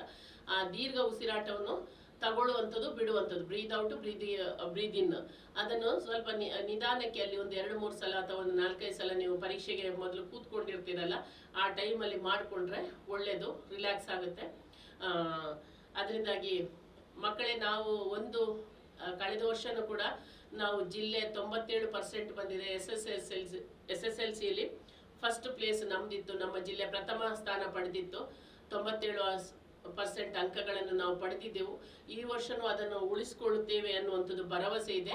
ನೀವುಗಳು ಚೆನ್ನಾಗಿ ಮಾಡ್ತೀರಾ ಅನ್ನುವಂಥ ಭರವಸೆ ನಮ್ಮದು. ನಿಮಗೆ ಖಂಡಿತ ನಿಮಗೆಲ್ಲ ಅರ್ಹತೆ ಇದೆ, ತಾಕತ್ತು ಅಥವಾ ಕೆಪಾಸಿಟಿ ನಿಮ್ಮಲ್ಲಿ ಇದೆ. ನೀವೆಲ್ಲ ಚೆನ್ನಾಗಿ ತಯಾರು ಮಾಡಿದ್ದೀರಾ. ಅದರಿಂದಾಗಿ ಯಾವುದೇ ಒಂದು ಭಯ ಇಲ್ಲದೆ, ಆತಂಕ ಇಲ್ಲದೆ ಪರೀಕ್ಷೆಯನ್ನು ನಿರ್ವಹಣೆ ಮಾಡಿ. ಏನೂ ಸಮಸ್ಯೆ ಆಗೋದಿಲ್ಲ. ಏನೇ ಇದ್ರೂ ಕೂಡ ಗಮನಕ್ಕೆ ತಗೊಂಡು ಬನ್ನಿ. ಯಾವುದೇ ರೀತಿಯಲ್ಲಿ ಪರೀಕ್ಷೆಯಿಂದ ನಾವು ದೂರ ಹೋಗಬಾರ್ದು. ಪರೀಕ್ಷೆಯಿಂದ ವಿಮುಖರಾಗುವಂಥದ್ದು ಅಂತ ಹೇಳ್ತೇವಲ್ಲ, ಅದು ನಾವು ಆಗಬಾರ್ದು. ನಾನು ಈಗಾಗಲೇ ಹೇಳಿದೆ, ಇದು ಬದುಕಿನ ಮೊದಲ ಪರೀಕ್ಷೆ, ಒಂದು ಸಣ್ಣ ಪರೀಕ್ಷೆ ಇದು. ಅದರಿಂದಾಗಿ ಇದರಲ್ಲಿ ನಾವು ಜಯಶಾಲಿ ಆದರೆ ಮುಂದಕ್ಕೆ ನಾವು ಇಡೀ ಬದುಕನ್ನು ನಾವು ಎದುರಿಸ್ಕೊಂಡು ಹೋಗ್ತೇವೆ. ಅದರಿಂದಾಗಿ ಹಂತವಾಗಿ ನಮಗೆ ಪರೀಕ್ಷೆಗಳು ಅಥವಾ ಜೀವನದ ಬೇರೆ ಬೇರೆ ಮೆಟ್ಟಿಲುಗಳನ್ನು ನಾವು ಏರಬೇಕಾಗತ್ತೆ. ಅದರಿಂದಾಗಿ ಈ ಪರೀಕ್ಷೆಯನ್ನು ಚೆನ್ನಾಗಿ ಮಾಡಿ. ಎಲ್ರಿಗೂ ಆಲ್ ದಿ ಬೆಸ್ಟ್. ಎಲ್ಲರೂ ಕೂಡ ನಿಮ್ಮ ಶಾಲೆಗಳಿಗೆ, ನಿಮ್ಮ ತಾಲೂಕಿಗೆ, ನಿಮ್ಮ ಜಿಲ್ಲೆಗೆ, ನಿಮಗೆ ಓದಿಸಿದಂಥ ಟೀಚರ್ಸ್ಗೆ, ನಿಮ್ಮನ್ನು ಸಾಕುವಂಥ ನಿಮ್ಮ ತಂದೆ ತಾಯಿಯರಿಗೆ ನೀವು ಹೆಸರು ತರುವಂತಾಗಬೇಕು. ಅದರಿಂದಾಗಿ ಚೆನ್ನಾಗಿ ಪರೀಕ್ಷೆಯನ್ನು ಬರೆಯಿರಿ. ಎಲ್ಲರಿಗೂ ಆಲ್ ದಿ ಬೆಸ್ಟ್. ಎಲ್ಲರಿಗೂ ಹೆಸರು ತನ್ನಿ. ನಿಮಗೂ ಕೂಡ ಅದರಿಂದ ತುಂಬ ಖುಷಿ ಆಗುತ್ತೆ. ನೀವೇನೋ ಸಾಧನೆ ಮಾಡಿ ತುಂಬ ಖುಷಿ ಆಗುತ್ತೆ. ಅದರಿಂದಾಗಿ ಬೇರೆಯವರಿಗೂ ಕೂಡ ಅದು ಒಂದು ಮಾರ್ಗದರ್ಶನ ಆಗುತ್ತೆ. ನಿಮ್ಮ 9th ಸ್ಟ್ಯಾಂಡರ್ಡ್ ಅಥವಾ ನಿಮ್ಮ ಕೆಳಗಿನ ಮಕ್ಕಳಿಗೂ ಕೂಡ ಅದು ಮಾರ್ಗದರ್ಶನ ಆಗುತ್ತೆ. ಮುಂದೆ ಅವರಿಗೂ ಕೂಡ ಒಂದು ಎನ್ಕರೇಜ್ಮೆಂಟ್ ಆಗುತ್ತೆ. ಅದರಿಂದಾಗಿ ನಾವು ಮಾಡಿದಂಥ ಒಂದು ಎಫರ್ಟ್ ಅಥವಾ ಹಾರ್ಡ್ ವರ್ಕ್ ಇರುತ್ತೆ, ಅದು ಎಲ್ಲೂ ಹೋಗುದಿಲ್ಲ. ಅದಕ್ಕೆ ಸಕ್ಸಸ್ ಸಿಕ್ಕೇ ಸಿಗುತ್ತೆ. ಅದಕ್ಕೊಂದು ಪ್ರತಿಫಲ ಅನ್ನುವಂಥದ್ದು ಸಿಕ್ಕೇ ಸಿಗುತ್ತೆ.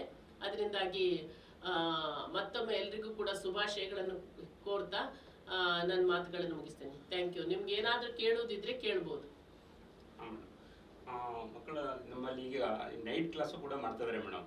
ಸೊ ನಿನ್ನೆ ಕೂಡ ಶೆಟ್ಟಿ ಬೆಟ್ಟಂದು ಹೋಗಿದೆ, ಹೆಬ್ರಿಲ್ ಮಾಡ್ತಕ್ಕಂಥವ್ರು, ಅಂಪಾರ ಮಾಡ್ತಕ್ಕಂಥವ್ರು, MGS ಮಾಡ್ತಕ್ಕಂಥ ಕಾರ್ಕಳ, ಈ ತರದ ಬೇರೆ ಬೇರೆ ಶಾಲೆಗಳಲ್ಲೂ ಕೂಡ ನಮ್ಮಲ್ಲಿ ಇನ್ನೂ ಕೂಡ ಉಳಿಸ್ಕೊಂಡಿದ್ದಾರೆ ಮೇಡಮ್. ಅಂದ್ರೆ 8 ಗಂಟೆವರೆಗೂ ನೈಟ್ ಕ್ಲಾಸ್ ಇರ್ತಕ್ಕಂಥದ್ದು, ಸಂಜೆ ಈವ್ನಿಂಗ್ ಸ್ನಾಕ್ಸ್ ಕೊಟ್ಬಿಟ್ಟು. ಅಂದ್ರೆ ನಾನು ಗಮನಿಸಿದಂತ ಹೇಳಿದ್ರೆ ಮಕ್ಕಳು ಬಹಳ ಖುಷಿಯಾಗಿ ತೋರಿಸ್ಕೊಂಡಿದ್ದಾರೆ ಮೇಡಮ್. ಇಂದು ಕೂಡ 8 ಗಂಟೆ ಆಯ್ತು ಅಂತ ಹೇಳಿದ್ರೆ ಕೂಡ ಬೇಜಾರು ಪಡ್ಕೊಳ್ಳೋದಿಲ್ಲ, ರಾತ್ರಿ 8 ಆಯ್ತು ಅಂತ ಹೇಳಿದ್ರು ಕೂಡ. ಸೊ ಈ ತರ ಒಂದು ಮನೋಭಾವನೆಯನ್ನು ನಮ್ಮ ಮಕ್ಕಳು ಬೆಳೆಸ್ಕೊಂಡಿದ್ದಾರೆ. ನಮ್ಮ ಶಿಕ್ಷಕರು ಕೂಡ ಆ ದಿಕ್ಕಿನೊಳಗೆ ಸಾಕಷ್ಟು ತೋರಿಸ್ಕೊಂಡಿರ್ತಕ್ಕಂಥದ್ದು ಬಹಳ ಸಂತೋಷದ ವಿಷಯ ಮೇಡಮ್.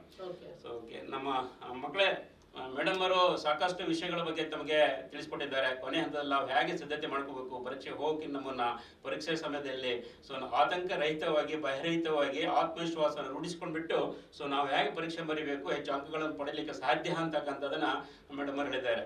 ನಿಮಗೆ ಆಗಲೇ ನಿಮಗೆ ಹೋದ ತಿಂಗಳು ಮೊನ್ನೆ CO ಅವರಿಂದ ಮತ್ತು ಈ ದಿನ ಮೊನ್ನೆ DC ಅವರಿಂದ ನಿಮಗೆ ಒಂದಿಷ್ಟು ಪ್ರೇರಣಾದಾಯಕ ಮಾತುಗಳನ್ನು ಆಡಿಸಿದ್ದೀವಿ. ಇಬ್ಬರು ನಮ್ಮ ಜಿಲ್ಲೆಯ IAS ಅಧಿಕಾರಿಗಳಿದ್ದಾರೆ. IAS ಅಧಿಕಾರಿಗಳು ಇಬ್ಬರು ಕೂಡ ಬಂದ್ಬಿಟ್ಟು ತಮಗೆ ಏನು ಸ್ಟಡಿ ಟೆಕ್ನಿಕ್ ಅಂತಕ್ಕಂಥ ಇದೆಯೋ ಅದನ್ನ ತಿಳಿಸಿದ್ದಾರೆ. ತಮ್ಮಲ್ಲಿ ಒಂದಿಷ್ಟು ಪ್ರೇರಣಾದಾಯಕ ಮಾತುಗಳನ್ನು ಹೇಳೋದ್ರ ಮೂಲಕ ತಮ್ಮ ಆತ್ಮವಿಶ್ವಾಸವನ್ನು ವೃದ್ಧಿಸಲಿಕ್ಕೆ ಕಾರಣಕರ್ತರಾಗಿದ್ದಾರೆ. ಮಕ್ಕಳ ನನ್ನೊಂದು 2 ಮನವಿ ಅಂತ ಹೇಳಿದ್ರೆ, ನಾವು ಈಗ ಸರಿ ಪರೀಕ್ಷೆ ಕೊನೆಯ ದಿನದವರೆಗೂ ಕೂಡ ನೀವು ಶಾಲೆಗೆ ಬರಬೇಕು ಅನ್ಕೊಂಡ, ಶಾಲೆ ಬರೋದ್ರೆ ಕ್ಲಾಸ್ ಏನು ಮಾಡೋದಿಲ್ಲ, ಯಾರಿಗೆ ಮನೆಯಲ್ಲಿ ಓದ್ಲಿಕ್ಕೆ ವಾತಾವರಣವಿಲ್ವೋ ಸೊ ಅಂಥವ್ರು ಬಂದು ಶಾಲೆಯಲ್ಲೇ ಕುಳಿತುಕೊಂಡ್ಬಿಟ್ಟು ಬೆಳಗಿಂದ ಸಂಜೆವರೆಗೂ ಕೂಡ ನೆಕ್ಸ್ಟ್ ದಿನ ಪೇಪರಿಗೆ, ಸಪೋಸ್ ಈಗ 21ಕ್ಕೆ ನಮ್ಮಲ್ಲಿ ಫಸ್ಟ್ ಲ್ಯಾಂಗ್ವೇಜ್ ಆಯ್ತು ಅಂತಂದ್ರೆ ನೆಕ್ಸ್ಟ್ ಪೇಪರ್ ಇರ್ತಕ್ಕಂಥದ್ದು 24ಗೆ, ಅಂದ್ರೆ 2 ದಿನ ಗ್ಯಾಪ್ ಇದೆ. 2 ದಿನ ಮತ್ತು ಬಂದು ಶಾಲೆಯೊಳಗೆ ನೀವು ತಯಾರಾಗ್ತಕ್ಕಂಥದ್ದು ಬಹಳ ಉಪಯುಕ್ತ ಆಗ್ತದೆ ಮೇಡಮ್. ಯಾಕಂದ್ರೆ ಬಹಳಷ್ಟು ಮಕ್ಕಳಿಗೆ ಮನೆಯಲ್ಲಿ ಓದ್ತಕ್ಕಂಥ ವಾತಾವರಣ ಇಲ್ಲ. ಆ ಉದ್ದೇಶದೋಸ್ಕರವಾಗಿ ಅವ್ರನ್ನ ಶಾಲೆಯಲ್ಲೇ ಉಳಿಸ್ಕೊಂಡ್ಬಿಟ್ಟು ಅವರ ಏನದು ಗ್ರೂಪ್ನೊಳಗೆ ಅವ್ರ ಫ್ರೆಂಡ್ ಜೊತೆಗೆ ಏನಾದ್ರು ಡೌಟ್ ಬಂದರೆ ಶಿಕ್ಷಕರನ್ನ ಕೇಳಲಿಕ್ಕೆ ಅನುಕೂಲ ಆಗ್ತಕ್ಕಂಥ ದೃಷ್ಟಿಯಿಂದ ಅದನ್ನು ಮಾಡಿದ್ದೀವಿ ಮೇಡಮ್. ಹಾಗೆ ಮಕ್ಕಳೇ, ಮತ್ತು ಮೇಡಮ್ ಹೇಳಿದಾಗೆ ಒಂದು ನಿಮ್ಮಲ್ಲಿ ಇಷ್ಟವರೆಗೂ ನಿಮ್ಮನ್ನ ಚೆನ್ನಾಗಿ ಶಿಕ್ಷಕರು ತಯಾರು ಮಾಡಿದ್ದಾರೆ, ತಾವು ಕೂಡ ಉತ್ತಮವಾಗಿ ಪ್ರಿಪರೇಷನ್ ಮಾಡ್ಕೊಂಡಿದ್ದೀರಿ, ಆತ್ಮವಿಶ್ವಾಸ ಹೊಂದಿಟ್ಕೊಬೇಕಾಗತ್ತೆ. ಸೊ ನನಗೆ ವರ್ಷಡಿ ನಾನು ಸಿದ್ಧತೆ ಮಾಡ್ಕೊಂಡಿದ್ದೇನೆ, ನನ್ನ ಶಿಕ್ಷಕರು ಚೆನ್ನಾಗಿ ಕಲಿಸಿದ್ದಾರೆ, ನನ್ನ ಅಪ್ಪ ಅಮ್ಮನ ಆಶೀರ್ವಾದ ಇದೆ, ಭಗವಂತನ ಕೃಪೆ ಇದೆ, ನಾನು ಪರೀಕ್ಷೆಯಲ್ಲಿ ಉತ್ತಮವಾಗಿ ಎಕ್ಸಾಮ್ ಅನ್ನು ಫೇಸ್ ಮಾಡ್ತೀನಿ ಮತ್ತು ಉತ್ತಮ ಅಂಕಗಳನ್ನು ಪಡಿತೀನಿ ಅಂತಕ್ಕಂಥ ಒಂದು ಕಾನ್ಫಿಡೆನ್ಸ್ ಇಂದ ನೀವು ಹೋಗ್ಬೇಕಾಗತ್ತೆ.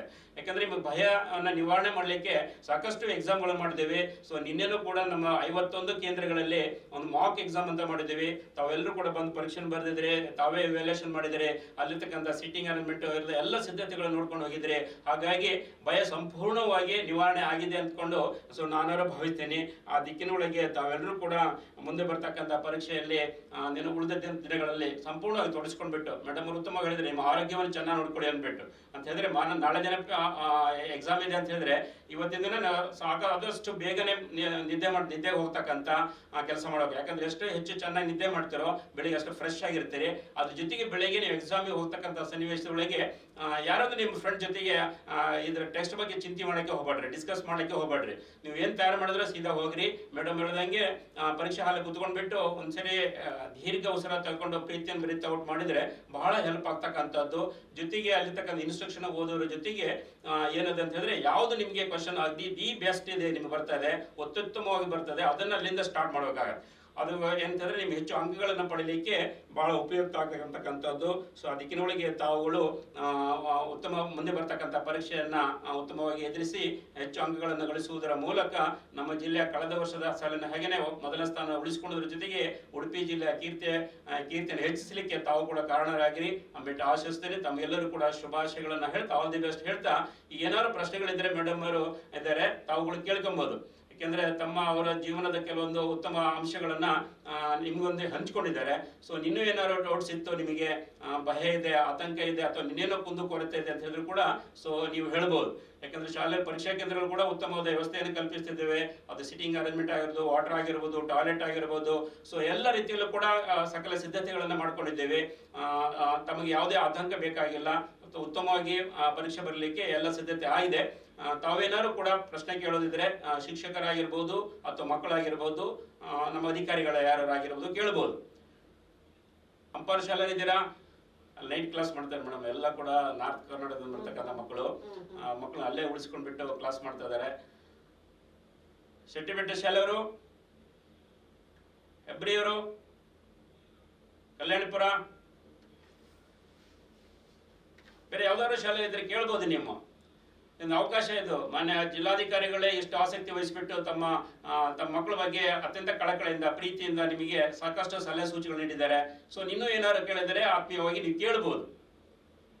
ನಮಸ್ತೆ ಸರ್. ನಮಸ್ತೆ, ಹೇಳಿ ಯಾರು ಮೇಡಮ್, ಎಲ್ಲಿಂದ? ಕರೆಂಟ್ ಇರುವುದಿಲ್ಲ ಇಲ್ಲಿ, ಕರೆಂಟ್ ತೆಗೆಯದಾಗಿ ನೋಡ್ಕೊಳ್ಬೇಕು. ಖಂಡಿತ ಆಯ್ತು, ಖಂಡಿತ ತಿಳಿಸ್ತೇವೆ. ಎಸ್ ಖಂಡಿತ. ಮೇಡಮ್ ಅವರು ಒಳ್ಳೆ ಪ್ರಶ್ನೆ ಕೇಳಿದ್ರು. ಕರೆಂಟ್ ಆಗಲೇ ನಾಳೆ ಇವತ್ತಿನ ದಿನ ಮೀಟಿಂಗ್ ಅವ್ರನ್ನೂ ಕರಿತಿದ್ವಿ, ಮೆಸ್ಕಾಂನವರಿಗೆ. ಯಾವುದು ಕೂಡ ನಿಮಗೆ ಡಿಸ್ಟರ್ಬ್ ಆಗದಂಗೆ ಅದು ನೋಡ್ಕೊಂತೀವಿ. ಅದ್ರ ಜೊತೆಗೆ ನಾವು ಶಿಕ್ಷಕರು ಕೂಡ ಹೇಳಿದ್ದೀವಿ, ಪರೀಕ್ಷಾ ಹಾಲ್ನೊಳಗೆ ಸಣ್ಣ ಪುಟ್ಟ ರಿಪೇರಿ ಇತ್ತಂತಂದ್ರೆ, ಈಗ ಪ್ರೀ ಮಾನ್ಸೂನ್ ಆಗ್ತಕ್ಕಂಥ ಸನ್ನಿವೇಶ ಇರೋದ್ರಿಂದ ಎಲ್ಲಾರು ದಿಢೀರನೆ ಮಳೆ ಬಂದ್ಬಿಟ್ಟು ಮೇಲೆ ಹಂಚು ಹೊಡೆದೋಗಿದೆ, ಅಲ್ಲಿ ನೀರು ಸೋರಿ ಮಕ್ಕಳಿಗೆ ಬರಲಿಕ್ಕೆ ತೊಂದರೆ ಆಗ್ತಕ್ಕಂಥದ್ದು, ಆ ಥರ ಆಗದೇ ಇರಾಗೆ ನೋಡ್ಕೊಳ್ಳಿಕ್ಕೆ ಅದನ್ನು ಕೂಡ ನಾವು BO ಮತ್ತು ಶಿಕ್ಷಕರಿಗೆ ಹೇಳಿದ್ದೀವಿ. ಕರೆಂಟ್ ಬಗ್ಗೆ ಹೇಳ್ತೇವೆ. ಕೆಲವೊಂದ್ಸಲ ಅನಿವಾರ್ಯ ಇರುತ್ತೆ, ಯಾಕಂದ್ರೆ ಲೈನ್ಗಳು ಮರ ಬೀಳೋದು ಅಥವಾ ಸಮಸ್ಯೆ ಆಗೋದು, ಟೆಕ್ನಿಕಲ್ ಇಶ್ಯೂಸ್ ಎಲ್ಲ, ಅದನ್ನ ಆದಷ್ಟು ಬೇಗ ರೆಕ್ಟಿಫೈ ಮಾಡೋದಕ್ಕೆ ತಿಳಿಸ್ತೇವೆ. ಆದಾಗ್ಯೂ ಕೂಡ ಕರೆಂಟ್ ಇಲ್ಲ ಅಂತ ಓದೋದನ್ನು ನಿಲ್ಲಿಸಬಾರ್ದು. ನಾವು ಇರುವ ವ್ಯವಸ್ಥೆಯನ್ನು ಮಾಡಿಕೊಂಡು ನಾವೊಂದು ಆಲ್ಟರ್ನೇಟಿವ್ ಕ್ಯಾಂಡಲ್ ಅಥವಾ ಇನ್ನೇನಾದ್ರೂ ಇಟ್ಕೊಳ್ಬೇಕಾಗುತ್ತೆ. ಅದನ್ನ ಇಟ್ಕೊಂಡು ನಾವು ಓದೋದಕ್ಕೆ ಮಾಡಬೇಕಾಗುತ್ತೆ. ಆದಾಗ್ಯೂ ಕೂಡ ನಾವು ಇವರಿಗೆ ತಿಳಿಸ್ತೇವೆ, ಯಾವುದೇ ಕಾರಣಕ್ಕೆ ಕರೆಂಟ್ ಉದ್ದೇಶಪೂರ್ವಕವಾಗಿ ತೆಗಿಬಾರ್ದು, ಡಿಸ್ಕನೆಕ್ಟ್ ಮಾಡಬಾರ್ದು. SLC ಪರೀಕ್ಷೆ ನಡೆಯೋದರ ಬಗ್ಗೆ ಮೆಸ್ಕಾಂ ಅವರಿಗೆ ತಿಳಿಸ್ತೇವೆ ನಾವು. Thank you. ನೆಕ್ಸ್ಟ್ ಬೇರೆ ಯಾವ್ದಾದ್ರು ಮಕ್ಕಳು, ಶಾಲಾ ಮಕ್ಕಳು ಅದು ಶಿಕ್ಷಕರು, ಸೊ ನೀವೇನು ಪ್ರಶ್ನೆ ಇಲ್ಲ ಅಂತ ಹೇಳಿದ್ರೆ ನಾವು ಇದನ್ನ ಇಲ್ಲಿಗೆ ಏನು ವೈಂಡ್ ಅಪ್ ಮಾಡ್ತೀವಿ. ಅಂತಿಮವಾಗಿ ಪ್ರಶ್ನೆ ಏನಾರು ಇದೆಯಾ ಮೇಡಮ್? ತಾವು ಇವತ್ತಿನ ದಿನ ಬಂದ್ಬಿಟ್ಟು ನಮ್ಮ ಮಕ್ಕಳಿಗೆ ಅತ್ಯಂತ ಉಪಯುಕ್ತವಾದಂತಹ ಮಾಹಿತಿಗಳನ್ನ ಹೇಳಿದ್ರಲ್ಲಿ ಅವರಲ್ಲಿ ಒಂದಿಷ್ಟು ಆತ್ಮವಿಶ್ವಾಸವನ್ನು ವೃದ್ಧಿಸ್ತಕ್ಕಂಥ ದಿಕ್ಕಿನೊಳಗೆ ಸಾಕಷ್ಟು ಸ್ಟಡಿ ಟೆಕ್ನಿಕ್ಗಳನ್ನು ಕೂಡ ತಾವು ಹೇಳಿದಿರಿ. ತಮ್ಮ ಒಂದು ಈ ಆಶಯ ಅವರಿಗೆ ತಲುಪಿದೆ ಅನ್ಕೊಂಡಿದ್ದೀವಿ. ಜೊತೆ ನಮ್ಮ ಮಕ್ಕಳು ಕೂಡ ಆ ದಿಕ್ಕಿನೊಳಗೆ ಸಿದ್ಧತೆ ಆಗಿದ್ದಾರೆ ಮೇಡಮ್. ಹಾಗೆ ಶಿಕ್ಷಕರು ಕೂಡ ಸಂಪೂರ್ಣವಾಗಿ ತೊಡಸ್ಕೊಂಡ್ಬಿಟ್ಟು ತಮ್ಮ ಶಾಲೆಯ ಮತ್ತು ನಮ್ಮ ಮಕ್ಕಳೆಲ್ಲರೂ ಕೂಡ ಉತ್ತೀರ್ಣ ಆಗಲಿಕ್ಕೆ, ಹೆಚ್ಚು ಅಂಕಗಳನ್ನು ಪಡೆಯಲಿಕ್ಕೆ ಆ ಥರದ ದಿಕ್ಕಿನೊಳಗೆ ಕೆಲಸ ಮಾಡಿರ್ತಕ್ಕಂಥದ್ದು ಒಂದು ಶ್ಲಾಘನೀಯ ಸಂಗತಿ. ತಾವು ಬಂದ್ಬಿಟ್ಟು ಇವತ್ತು ಮಕ್ಕಳಿಗೆ ವಿಶ್ ಮಾಡಿರ್ತಕ್ಕಂಥದ್ದು ಇದು ಬಹಳ ಉಪಯುಕ್ತ ಆಗಿರ್ತಕ್ಕಂಥದ್ದು. ದಿಕ್ಕಿನೊಳಗೆ ತಮಗೆ ಬಿಡುವಿಲ್ಲದ ಕಾರ್ಯಕ್ರಮಗಳ ಮಧ್ಯೆನೂ ಕೂಡ ನಮ್ಮ ಮಕ್ಕಳಿಗೋಸ್ಕರ ಬಂದ್ಬಿಟ್ಟು ತಾವು ಈ ಕಾರ್ಯಕ್ರಮ ಭಾಗವಹಿಸೋದಕ್ಕೆ ಇಲಾಖೆ ವತಿಯಿಂದ ಹಾಗೂ ನನ್ನ ಎಲ್ಲ ಶಿಕ್ಷಕ ಮಿತ್ರರು ಮತ್ತು ವಿದ್ಯಾರ್ಥಿಗಳ ಪರವಾಗಿ ತಮಗೆ ಹೃತ್ಪೂರ್ವಕವಾದಂತಹ ಧನ್ಯವಾದ ಹೇಳ್ತೇನೆ ಮೇಡಮ್. ನಮಸ್ಕಾರ ಮೇಡಮ್.